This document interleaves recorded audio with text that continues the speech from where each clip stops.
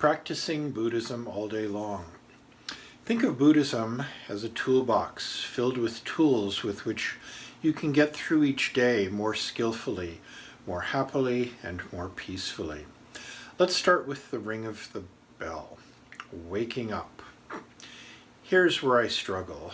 My alarm goes off, and I can clearly see a little angel sitting on one of my shoulders and the devil on the other. The devil is telling me to turn the alarm off, stay in bed. It's so nice and warm. And it's cold out there. Out there is also my list of things to do, which is inhumanely long. This list won't find me here in bed. Ah, so tempting. But then the little angel pipes in and reminds me that getting out of bed early will make for a more productive day, which will reduce my stress level and be very gratifying.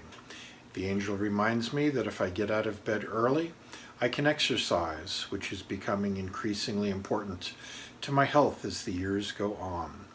The angel reminds me that I've been good about getting out of bed this week, so keep the momentum going.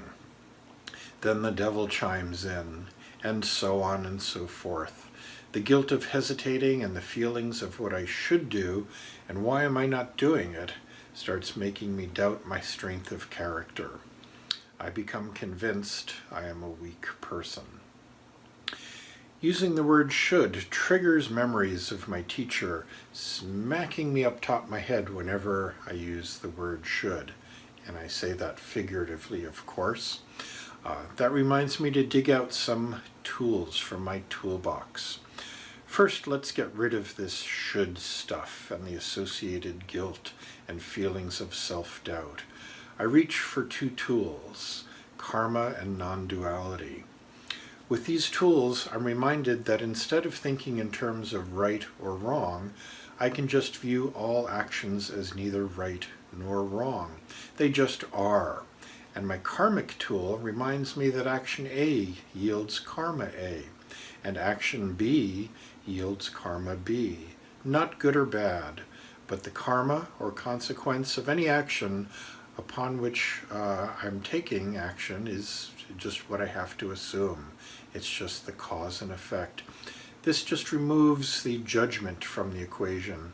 If I stay in bed, that's okay. I just won't get as much done that day. If I get out of bed early, that's okay too. I'll be able to exercise and have a more productive day. Either choice is okay. Then we move on to brushing my teeth and my morning routine. At the age of 60, standing in front of a mirror reminds me that the years are ticking away inexorably. I used to be in my 30s. I'm still that same person in my mind. Truth be told, I haven't matured much since my teens. My daughter will vouch for that. But when I look in the mirror, I see a 60-year-old guy. Kind of depressing. So I reach into my toolbox, and what do I grab? I grab a reflection on impermanence. I will get old. There's no avoiding getting old. I will get sick. There's no avoiding getting sick. I will die. There is no avoiding dying. Impermanence is just the way it is. Impermanence is what allows us to live. Impermanence is what allowed my daughter to grow up to become a wonderfully accomplished and emotionally mature young woman. The past doesn't exist. The future doesn't exist.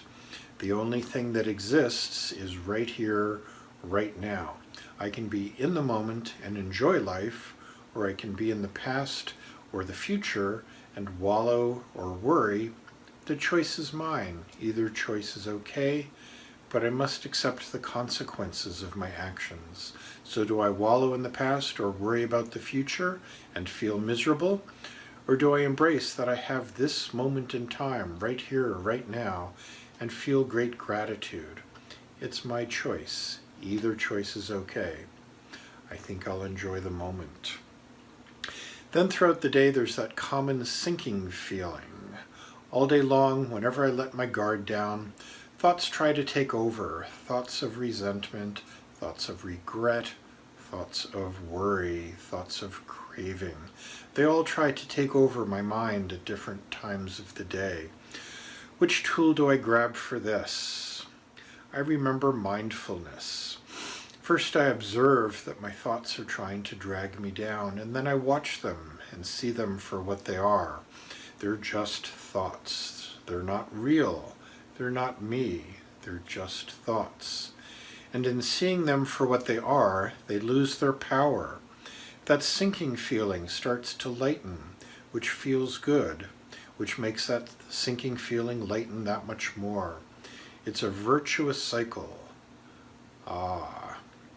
So there's also those inevitable changes throughout the day. Those inevitable challenges that throw curveballs at you through the day. Well, that's just the way it works. When that happens, I need a few more tools. First, I grab mindfulness from my toolbox. The mindfulness tool comes in different sizes. I may just take a deep breath, or may count breaths for a while until I feel calm. I used to grab another tool, the tool called doing the right thing. I've traded that in for the antidote to the 3 poisons: compassion, non-attachment, and wisdom. I try to base whatever decision I make on these 3 wholesome mental factors. There isn't a right or a wrong. There's a path born of compassion, non-attachment, and or wisdom.